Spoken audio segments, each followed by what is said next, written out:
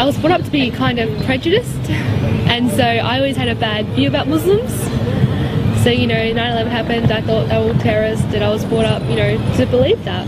I was brought up to be a Christian, but by Christian it means I could still go out and drink and do everything because I believe that Jesus died for my sins and I was forgiven.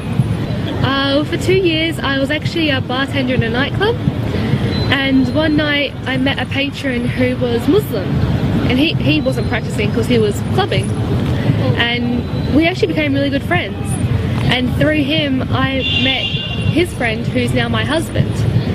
But with him, he used to be like, he used to try and tell me about Islam. I'm like, don't bother, I don't want to be Muslim, that's not something I want, you know, it's crazy.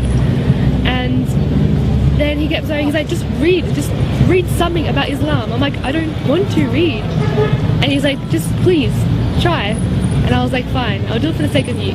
And so I read a book, and I kept reading, and I kept looking at videos, and I kept researching, and I started to realize that they're not crazy terrorists like the media portrays. They're actually like peaceful and they're happy.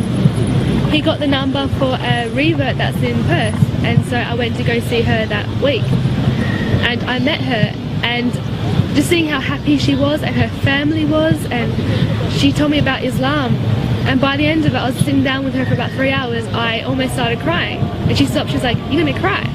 I'm like, no, I'm fine.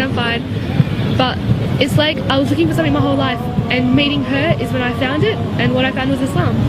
And so I embraced it. I took my Shahada on Eid this year and started wearing hijab every day. And my dad, he kind of frowned upon it, but he still speaks to me. And my mum, it took her a few weeks, but she saw how happy I was, and she didn't want to question, like she didn't want to say, "Oh, don't want you to be happy." So it has changed for the better, and I am really, really happy. And